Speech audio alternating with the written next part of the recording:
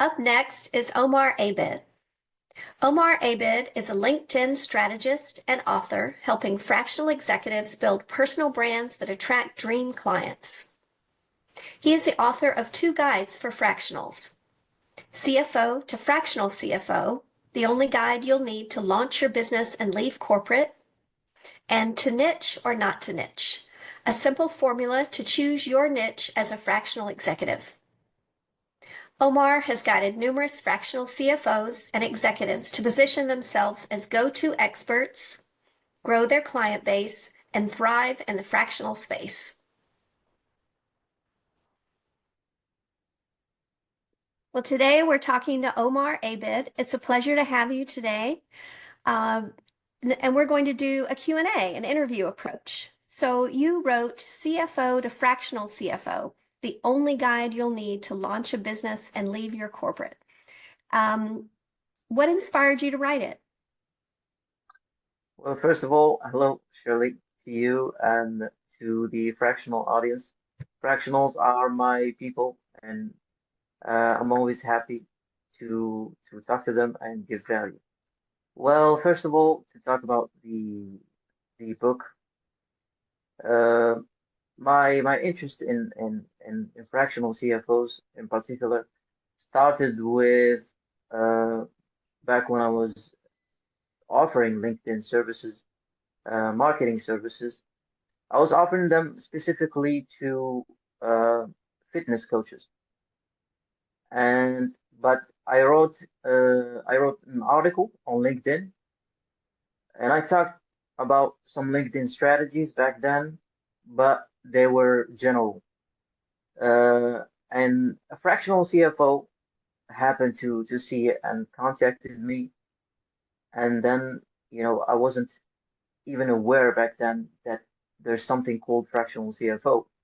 So in my mind, it was just CFOs. I didn't think that executives could be fractional. So yeah, I helped him, and he ended up becoming a client. And then I fell in love with this new market emerging of uh, of fractional executives, and I found them to be great people, great clients. They have a lot of expert, in corporate world, because typically when a fractional CFO contacts me, he has already 20 to 30 years of experience, which is something I love, because that means they have something to offer to their clients. They're not just, woke up one day and decided to do freelance and to join the gig market. So yeah, that's how we started. And then I started working with fractional CFOs. And then I wrote the book with one person in mind, actually, who had just, uh, uh, you know, retired, not quit his job or anything. He just retired, but he couldn't, he wanted to fill the time. You know, it was too much void. So he decided to help small businesses. He contacted me. He ended up being a client, but I wrote this guide for him. But then I thought, why not turn it into a book and publish it? And you wrote two books, two guides. The second one is called. The second one is called To Niche or Not to Niche, because uh, it's it's a classic question in marketing, and people always ask, should I niche down or should I niche up? Is that good for me? Is that bad for me? And this question started to lurk in the fractional space, and I decided to also answer it in a guide, in a sort of a book. It's not a book, it's a guide, because it's I think it's only 50 pages. Yeah. Well, your guides, they focus on helping executives, especially CFOs, transition from corporate to fractional. So what are common challenges that people face trying to make the transition? Well, the common challenges are actually pretty common with other freelancers, with other people who want to ditch the 9 to 5. I think The biggest challenge is when should I quit my job? That's the biggest challenge. And uh, and then second would come, it would be the business mindset, business owner mindset. Because even if you're an executive or working in a C-suite, you're not a business owner. But once you go fractional, you're a business owner, and you will have to wear a lot of hats: sales, marketing, and uh, client onboarding, and all of that process. So I think, yeah, the two are mindset, and the first one, which is that fear of taking the first step, ditching corporate, and just offering your services, being up there. So what would be a tip that you would offer to fractionals, people considering the fractional career, a tip that would help them jumpstart their journey or get them started? Yeah, well, I think the first tip I give is don't quit your job yet. So don't just jump. Start building your business, your fractional business, as a side hustle. And once it stands on its feet, and you have a solid client list that are ready to go with you, not just for project based, or just for contracts that last 2 to 3 years. So I think then, just then, you can quit your job.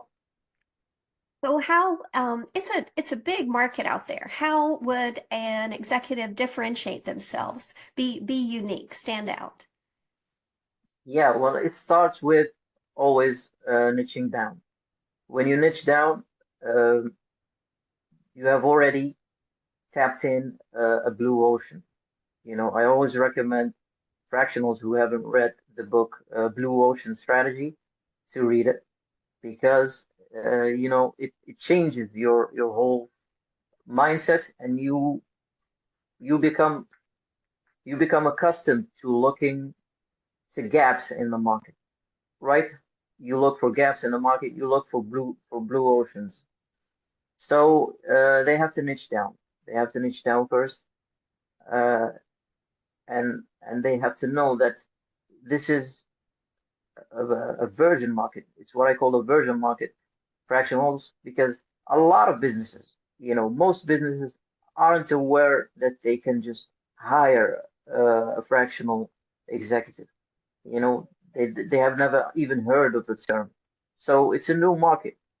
So I think now fractionals more than ever um, they must stand together in making the market aware of their existence.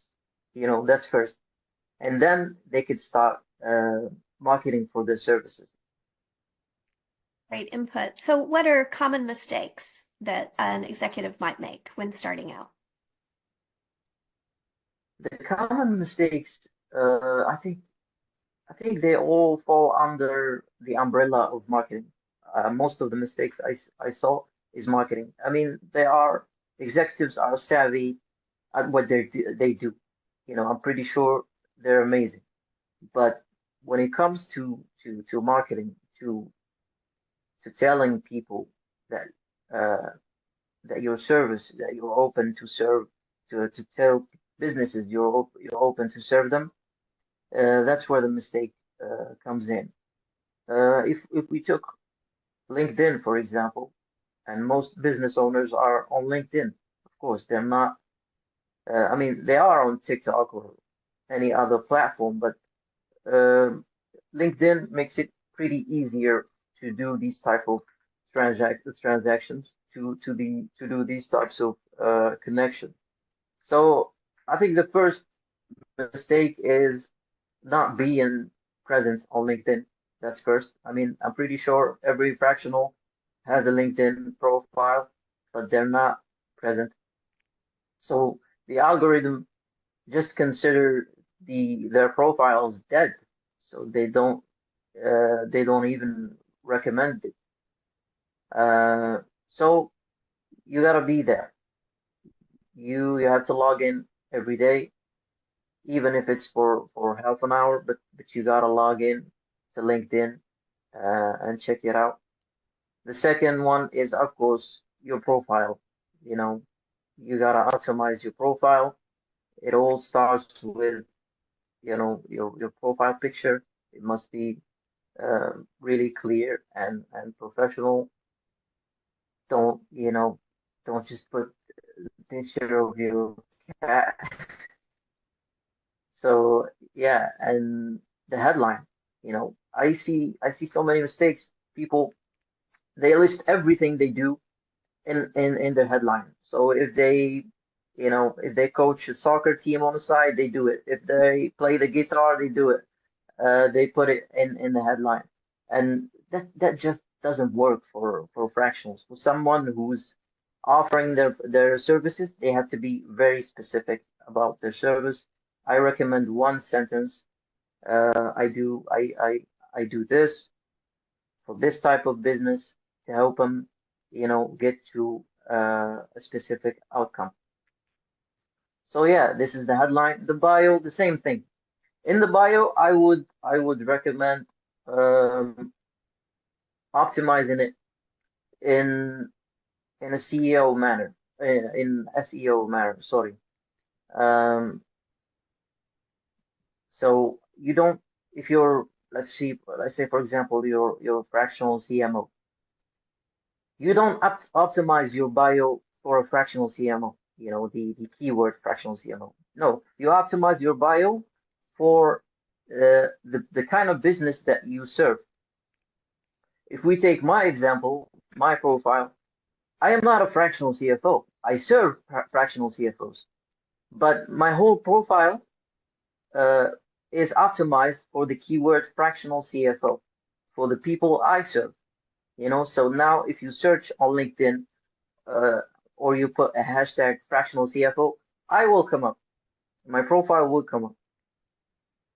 So they have to do the same thing, optimize it and include keywords for their, target audience, not for them. So yeah, and they, of course, the third common mistake is to not create content. I think they should create content, but not for fractional executives. They should, you know, they should maintain their image, their professional image as an executive. So you're not a creator. Don't just create content. I would recommend very much LinkedIn articles. LinkedIn articles are SEO optimized, so you will rank on Google. So I would recommend starting a LinkedIn newsletter and just weekly share your knowledge with your target audience. So some Yeah. people do not go to LinkedIn every single day. So that's a great point. And to be active and do posts that engage and convert, how would they do that in an authentic way?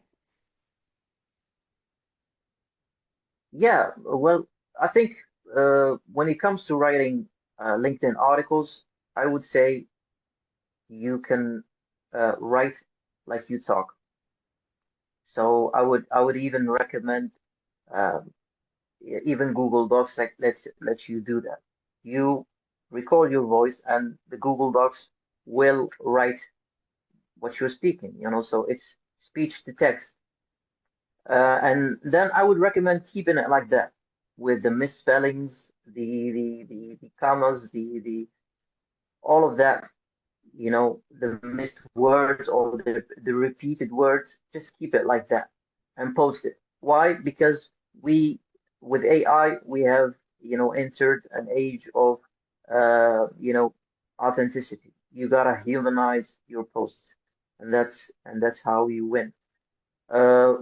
If you want to do short posts, I would recommend going to the the route of X or previously Twitter. So your post must not exceed 100 words. That's just my personal opinion, because 100 words is roughly 1 minute of reading. People are busy, and not a lot of people scroll LinkedIn, or they scroll one to three, 3 to 4 posts at best. So you should not have long posts. You should have very short posts that must be very opinionated and controversial. And then you add something. Always there's a CTA, not the CTA of uh, hire me, or Call to purchase action. my services. Yeah, the CTA would be a call to engagement. You always ask people, what do you think about this? Do you agree or you do not? You'd be surprised how much of a difference that small CTA would make. I mean, because people sometimes they read posts and not knowing that they can comment. Yes. Yeah, they read it as a lecture, like somebody is lecturing them. But if you uh, include them in the CTA, they feel that you're someone like them, and they will converse with you. Well, that's a great tip. Um, Yeah. what are trends on LinkedIn? Anything you can tell us about that you think is coming or that you see trending right now? Yeah, well, my philosophy is not to follow the trends. So what I would say to you is that what has worked before on LinkedIn and on social media in general will work now. Because I mean, if you just this morning, I had this thought that blogging has been around for 30 years, and people for the last 15 years have been saying that blogging will die this year. It will die next year. But no, I know a lot of bloggers that are making 6 figures a month just blogging now, in 2025. So I think in social media, whatever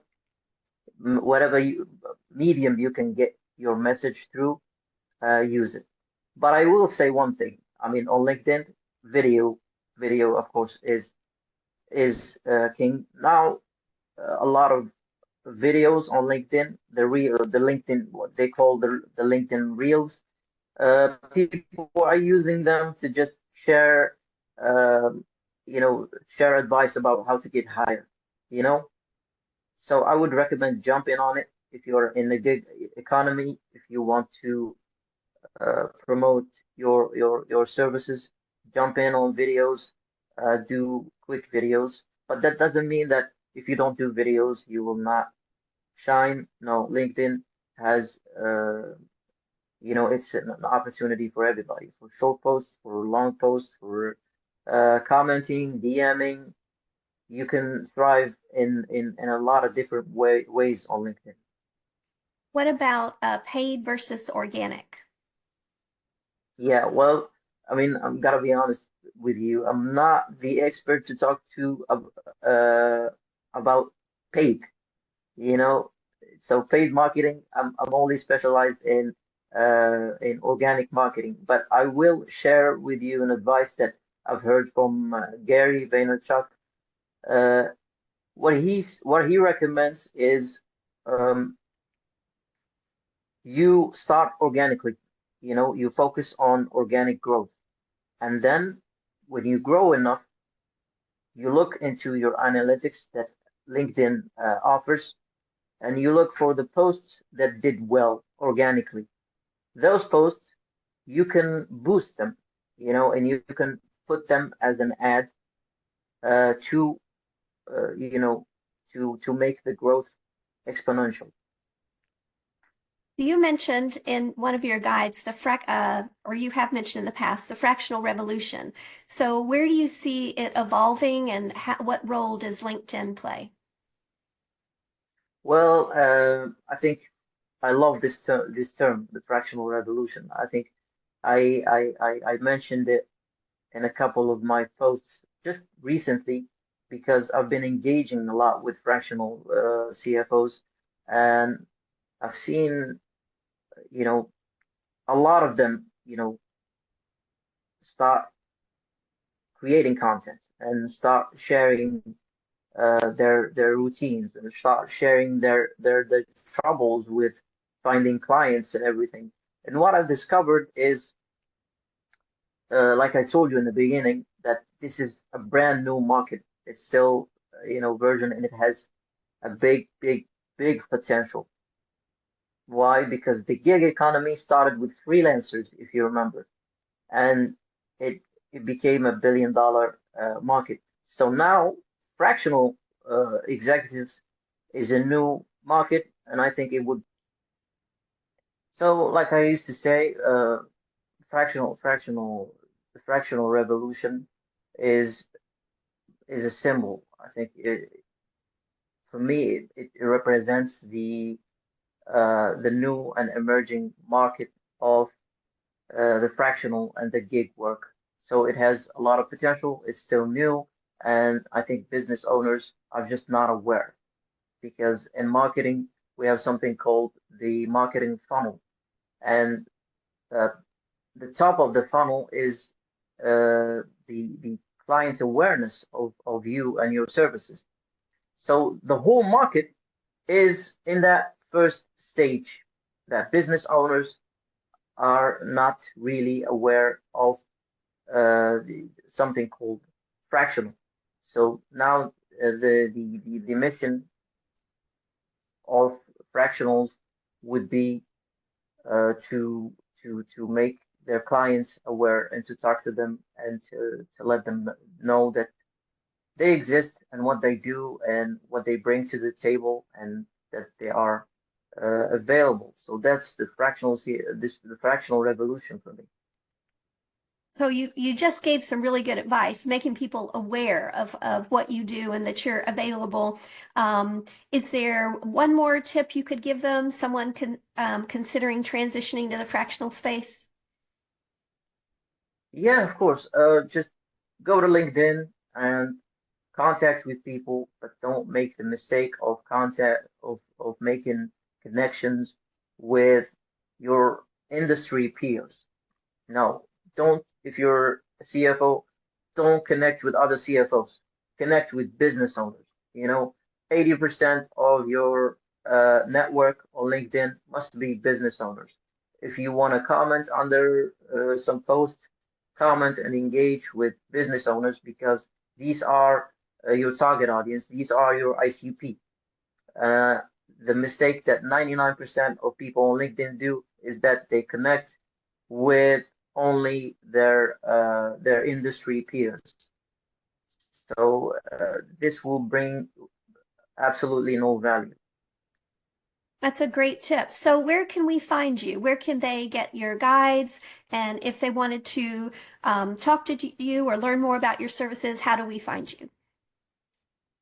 Well, since my services are all about LinkedIn, the best place to find me is ironically not email, but but LinkedIn. My name is Omar Abed, Omar, and the last name is spelled Abed. So yeah, they can find me there, and from there they can have my resources, and these two guides are linked in my profile. They can DM me anytime. We can have a Zoom chat, just like this one. And I'm always happy to share my value to fractionals. Well, thank you. I appreciate your time today. It's been a pleasure. I really appreciate this invite, Shirley. I mean, uh, it's been a pleasure of mine. That's it for today, folks. Here's our day 3 agenda. You don't want to miss 1 minute of this. I'll see you tomorrow. Check your email. We'll start at 12 noon Eastern.